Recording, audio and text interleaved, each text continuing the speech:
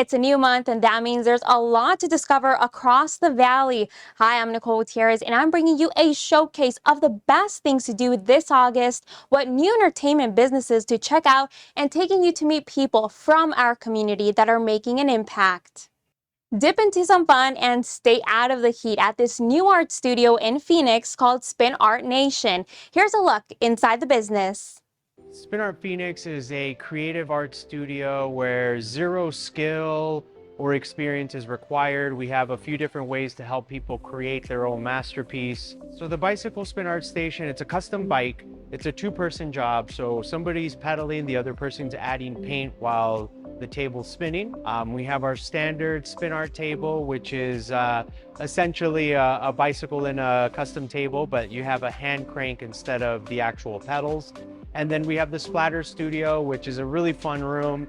It's black lights, strobe lights, glow-in-the-dark paint, and like I said, it's a freestyle type of way to make art because there isn't a table in there, but we give you squirt guns, water balloons, paint brushes, and different things to make your own piece of art. Well, giddy on up to Scottsdale's Museum of the West for their newest exhibit, Vaqueros de la Cruz del Diablo. This photographic collection of Werner Segarra promises to bring you up close to the Mexican cowboy culture. Well, it's a remarkable exhibition that Werner Segarra has put together of the vaqueros of northern Mexico, where he's been photographing since about the age of 14. And it's a show of 57 images, photos of that region and the cowboys, both black and white and color photography, and 3 wonderful videos that Werner has shot while out in the mountains in very remote areas with the cowboys, and filming the ranching, going up and down these huge mountains that are very rugged and remote, and the generations of families that have been doing this kind of ranching for 100 plus years. It's really an incredible look at the generations and how the culture of the vaquero or the cowboy has grown up in the regions of northern Mexico. And that history is a very long and old history that eventually also became part of the American Southwest region. But what we see with this is a very old culture that came actually also from Spain.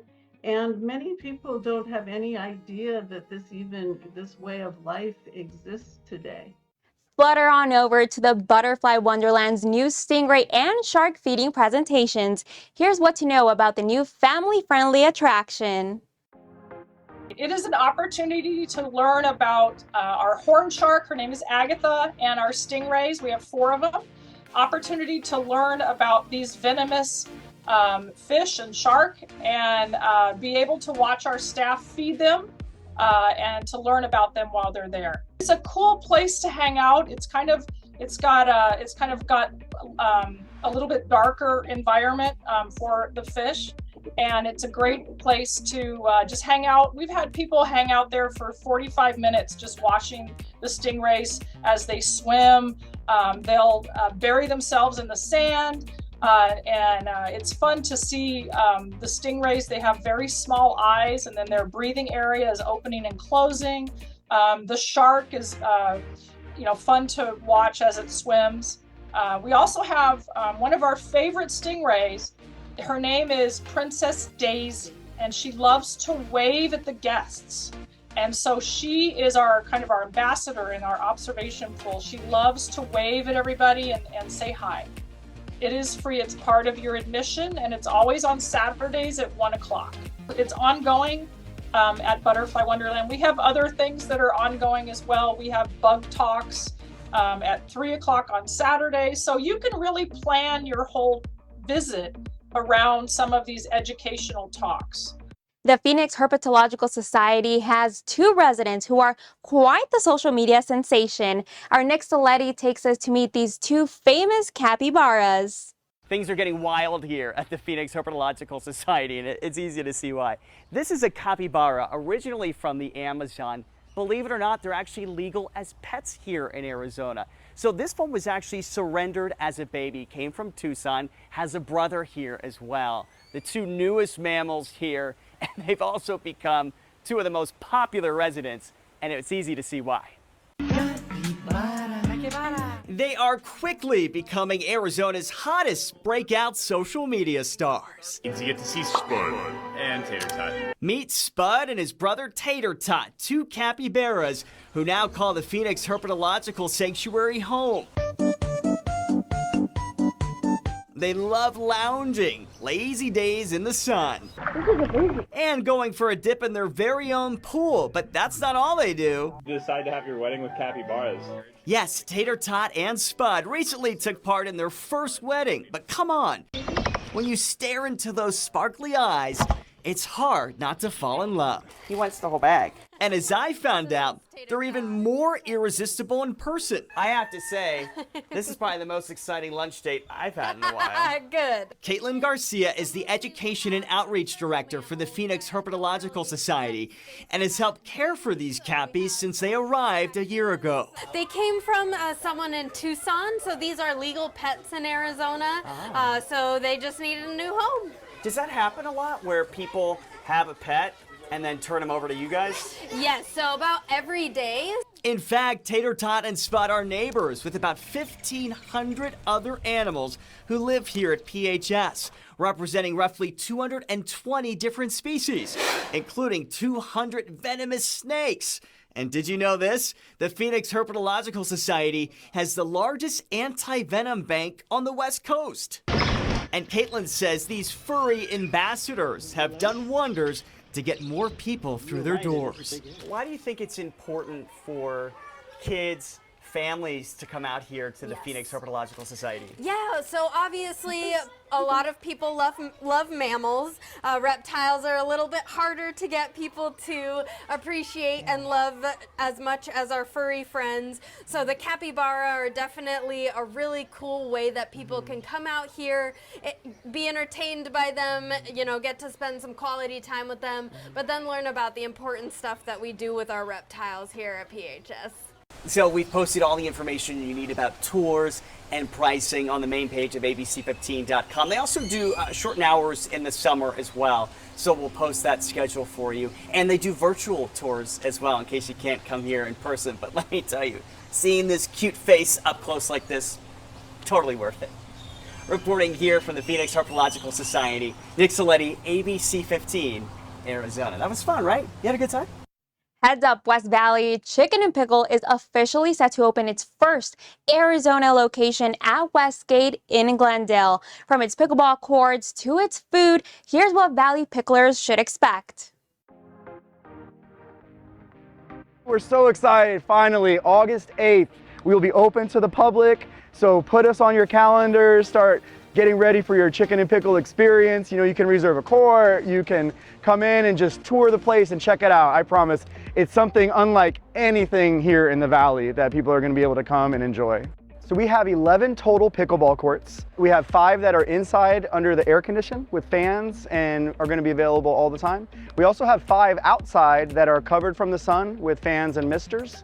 We also have a main court called our Be Amazing court that's available for some different kinds of events and parties and things like that. The courts will all be by reservation. So you'll go on our website, find a court and a time that you're looking to come in and be able to reserve that for anywhere from a half hour up to 2 hours. We have our beer gardens that are available. So when you come in and you reserve a court, you can also enjoy a table, have your food brought right to you, and drink service as well. We have a wonderful game yard that you can come and play cornhole and Connect Four, bocce ball. We have a lot of different options for the whole family. Yeah, well, we have wonderful food. That's what I think surprises people a little bit when they come to Chicken and Pickle. Our chef-driven menu is almost completely from scratch. So everything is made every day fresh and the food stands out tremendously. You're gonna order and then bring your table tent anywhere on property and we'll be able to bring the food to you, bring your drinks to you. We have a great staff that we hired mostly from here in the West Valley and they can't wait to just provide excellent service and make this your new favorite place to hang out. The pickleball craze in the Valley continues to expand, and this time Tempe will be home to the first U.S. pickleball location. Pickleball players are looking for a break from that heat and they want to go indoors. In addition to the heat, pickleball in Arizona is growing rapidly, not to mention across the nation. Across the nation, we're seeing a growth of pickleball of 153% year over year.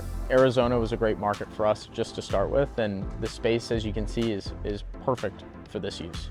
For this location, we have 16 courts. We're going to build up to about 24 over the next few months. We wanted to open up right away, so we decided we'll block off the next development and we'll open it to the public for the 16 courts. So, this is, we're not just Arizona, we're going nationwide and quickly. We're going to try to do 50 locations over the next 2 years. And so Arizona was close to my heart because it was the first one. And I wanted to make sure and oversee it myself to make sure that this was executed properly. And I think we've got a great final product. A new NFL season is right around the corner, and that also means new food coming to State Farm Stadium. The Arizona Cardinals are offering several new dishes that'll be available to fans throughout the stadium. I mean, it's a lot of fun introducing new items and, give the fans something to look forward to. I know the team's going to do great this year, and we got to support them with some great food. The shotgun dog is it's the size of a shotgun. I mean, it's a 22-inch all-beef 2-pound hot dog with chili and cheese and onions. You buy that dog, you can probably feed a family of 4 or 5 with it. I mean, it's a lot of fun introducing new items and, give the fans something to look forward to. I know the team's going to do great this year, and we got to support them with some great food. When it comes to things to do for the whole family, let's not forget about our 4-legged friends. Our Cameron Polam shows us how Valley pets are staying cool and entertained. When scorching summer temperatures engulf the valley in heat, many puppy parents like Kristen Stevens begin to feel the guilt. He literally stares at me and he kind of puts his paw out like he wants to do something. But what do I do with him that's going to keep him cool and it's going to keep him safe? Fortunately for Bentley, a blue-nosed pit bull, he knows just what to do when Run Buddy Mobile pulls up. Sprinting into position upon the self-propelled treadmill, ready to go to work inside the air-conditioned van. That's pretty normal for a dog that's been running with us for a while. Owner David Lopez says folks simply schedule an appointment online. For $60, they'll show up to your doorstep and provide a safe, customized 30-minute fitness session for your pup. 30 minutes of letting loose, engagement with a human. You're being told you're a good boy 1,000 times in 30 minutes. Are you done? You had so much fun. Perfect. Now he will crash out for hours. If your dog prefers a little bit of group exercise, welcome to Arizona's first indoor dog park. MacPack in Chandler has you covered. We keep it about 73, 74 degrees in here. Inside, your dog will find 11,000 square feet of space to run, jump, and play to his heart's content. Super important to get your dogs out, get them the exercise, get them the socialization that they need, make sure they're making friends and having fun. At $10 a day pass or $50 for the month, Helen Style couldn't resist as the summer set in. I was feeling guilty because she wasn't running and playing. She's 6 months old. Her little schnauzer Brita now getting all the exercise she needs. The amount of space is unbelievable. Even in the dog days of summer, keeping our furry friends fit is a walk in the park. I'm Cameron Polam, ABC15 Arizona. Give or take, Arizona gets about 300 days of sunshine in a calendar year, and you have to think that does a number on your body's biggest organ, your skin. It still wasn't jacket weather for Tyler, who we met on Mill Ave. No, I'm trying to get rid of it because it's so dang hot out here. Thank you guys. This GCU student was looking to make a few bucks from his bomber jacket, a much easier sell than the 30 days of over 110-degree heat we've had recently. My lips and my face are usually dry like all the time here. But especially since it's humid and the rain last night, I feel a little bit more moisturized. So You want to try it? Right, yeah, please do. Okay. So I recommend everybody keep this in their bag. We took our heat and humidity skincare questions to dermatologist Dr. Curran Lal. He's one of the only double board certified pediatric and cosmetic dermatologists in the country, which has led to quite the following on Instagram and clients that include A-list celebrities from coast to coast. Arizona is one of the worst places in the country for your skin. Yes, it's probably the worst place to live if you have very fair skin and a family history of skin cancer. But with rain comes humidity. Dr. Lal says the added dew points can help prevent eczema, but can also lead to acne because of trapped pollutants in the air that cause breakouts. The humidity and the breeze that we have right now is better for our skin than what we normally have in Arizona. And to combat our dryness, Dr. Lal suggests a daily sunscreen minimum of SPF 30. One with vitamin C can hold added benefits. So having a sunscreen that has vitamin C in it, which is a potent antioxidant, can actually help prevent the free radicals from damaging your skin. After reporting in the Valley of the Sun, Dr. Lal noticed how quickly it can do damage. This mole is a fleshy mole, completely fine. I'm not worried about it. You are starting to get some sunspots. If we're in for another hot, dry month, he suggests limiting sun exposure to the early morning and reapplying sunscreen every 2 hours when outdoors. Jordan Bonnke, ABC15, Arizona. It's been more than a year since the James Webb Space Telescope beamed its first images of deep space back to Earth. And guess what? Arizona scientists contributed to the $10 billion project. Our Kaylee Kelly was able to talk with scientists who worked on the telescope. It's the most powerful telescope ever sent into space. This telescope was decades in the making, and it is just, every time I see a new image, I'm just like, worth it, worth it, worth it. It's incredible. The James Webb Space Telescope, a major investment for the worldwide scientific community to help us better understand where we came from. JWST is just the latest in a long line of human beings trying to put themselves in context, to say, who are we with respect to everything else? This is a guidebook for us to understand how we came to be. Scientists from the University of Arizona, like Dr. Kevin Hainline, created NearCam, the very camera responsible for capturing the historic images Webb has transmitted back to Earth over the past year. You should be very proud as an Arizonan that, this is a hometown instrument, right? That all these pictures really come from this camera that was built here. Across the world, scientists and engineers helped make the dream of Webb a reality, but room for failure was massive. Right, there was no guarantee that this was going to work. This observatory, again, back to the engineering, had 344 single points of failure.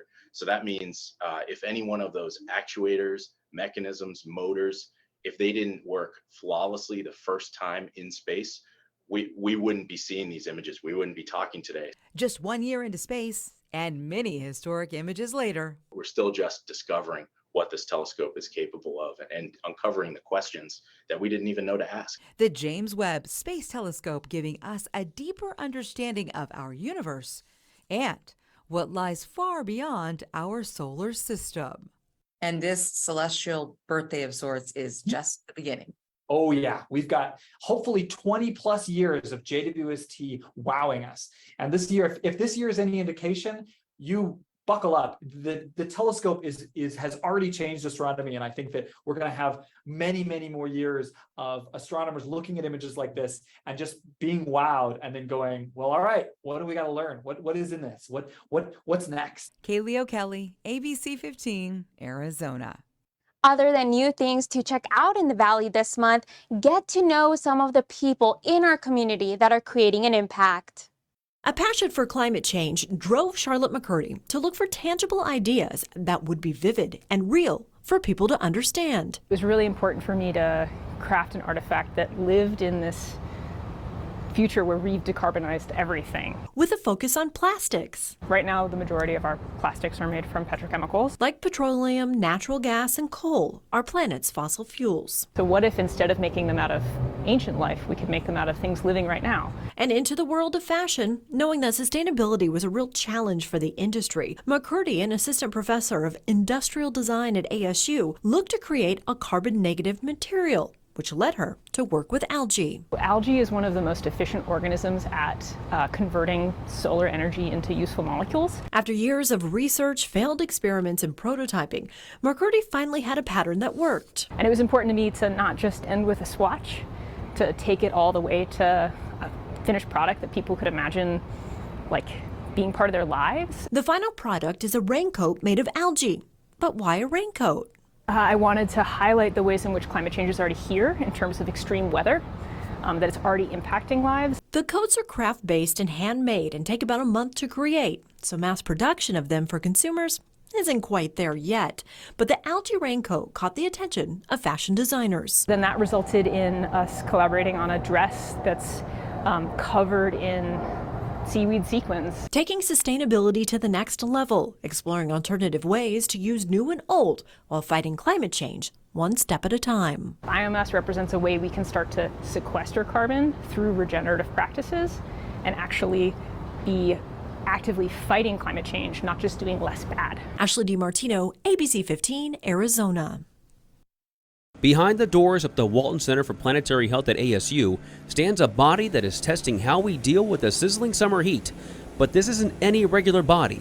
This is Andy. This is our thermal mannequin. He does everything thermally that a human being does. Andy is the first ever breathing, sweating, and walking mannequin that can be outdoors and endure the heat that the valley is known for. With Andy, what we can do is put him in that situation and drive his core temperature to the point where we couldn't with a person. So here's how Andy works. There are numerous zones, 35 in total, like this one, where sensors are then attached and help simulate things like temperature, and Andy reacts like any human would, for example, like sweating. But not everyone reacts to the heat the same way, and neither does Andy, which is an important part of the ongoing research. Using Andy, we're able to better understand the diversity of responses in the population. Andy won't be alone when wandering the campus. It'll be accompanied by Marty, which measures heat outside the human body, or Andy's body in this case. They have to go hand in hand because we can't understand what's going on inside Andy without understanding what the environmental contributions are. For 3 months, Andy has been kept in a climate-controlled room, but this week it'll take its first steps in the valley heat and possibly the first steps to change. To better make the case for better building design, more efficient building design, the use of more passive cooling interventions when we know our grid is already stressed. For Impact Earth at ASU, I'm meteorologist Jorge Torres with ABC15 Arizona. These are new trees. Eva Ordonez Olivas is showing us around Edison Park off 19th Street and Roosevelt. New trees, shade canopies, and a splash pad now in working order. This splash pad is really important. This is the only cooling station that there is for this neighborhood. These new additions are something recent graduates of the Urban Heat Leadership Academy asked for. Advocating for an increase in green spaces in our community. More focused on coming up with solutions. Regular residents taking classes throughout the summer, learning about how to address the issue of heat in their neighborhood. How does it feel to know that residents took your class, then went to the city, and then were able to make tangible change in this park? You know, it's pretty inspirational not having to be the only one banging on doors saying we need change to happen. You know, it's nice when you have this collective body of people, you know, advocating for the same thing. The classes are hybrid. This year's cohort is made up of about 40 residents all over Maricopa County, and it's made possible through a partnership with the Phoenix Revitalization Corporation. Many people, when they think about heat, it's like it's just something that happens to us and there's nothing that we can do, but there is something that we can do. And the Nature Conservancy, both organizations sounding the alarm on the impact of dangerous heat and the disparities in valley neighborhoods. There's neighborhoods as little as 2 miles apart that have up to a 13-degree difference in temperature, and the hottest places also have the lowest tree canopy cover and often are the lower income communities where people are more reliant on public transit and spending time outside. So the next time you take a stroll around Edison Park and stop to rest in the shade, just know it's there because residents saw a need and decided to create the change they wanted in their community. It proves that their voice can make a difference.